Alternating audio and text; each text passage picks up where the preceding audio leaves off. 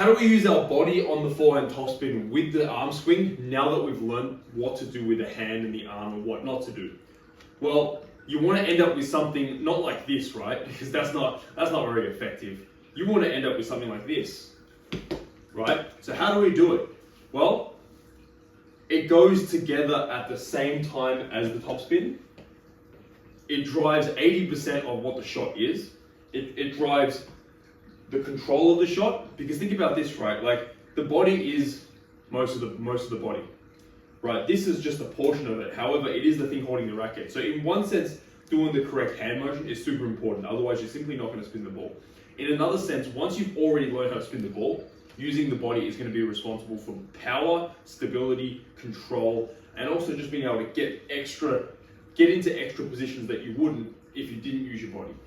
Now, let's keep this lesson very basic and just talk about how we actually use it. What is being used? As we topspin, it's here, it's the legs, it's the feet that also turn,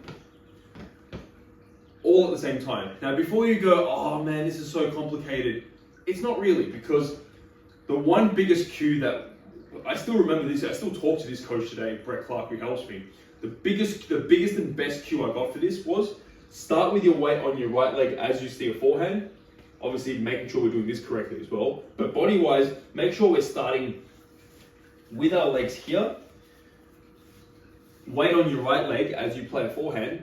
And then as you play it at the same time, quickly with the stored, we're bending our right leg here to store energy and power. We're not just bending it for the sake of it, right? Once we actually bend it, you want to spin these knees. You want to spin the knee from right to left, right to left, right? So it looks something like this. Bend down, store energy, boom, right?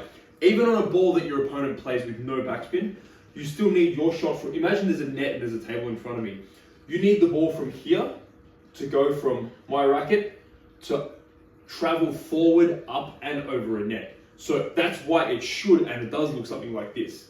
Unless you're dealing with a high ball, unless you're dealing with a low ball where it's even more like that, right?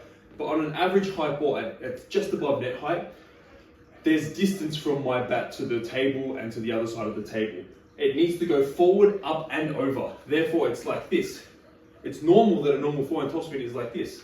A lot of high-level Chinese coaches have actually said, play it as if you're just going straight down. Well, no, that's just going to go straight down your side of the table. And the human brain doesn't know how to correct itself to not do that. But in a nutshell, if your topspin looks something like this on a normal ball, bang, then it's correct. I will say there is such thing as doing this better. When you go on this side, you should feel some stored energy on here, and even on your right foot, right? You'll feel your feet storing some energy, and then quickly, bang, shifting it to the left, right? As a right-hander who plays more forehands, you are going to feel more sore here after a tailwinner's day and after a tailwinner's session, because forehands take more energy, right? We will talk about how to do this in the backhand and all these things like that. But for now, understand these, and I'll see you in the next video where we talk about the common mistakes people make whilst trying to play a forehand topspin. How's that?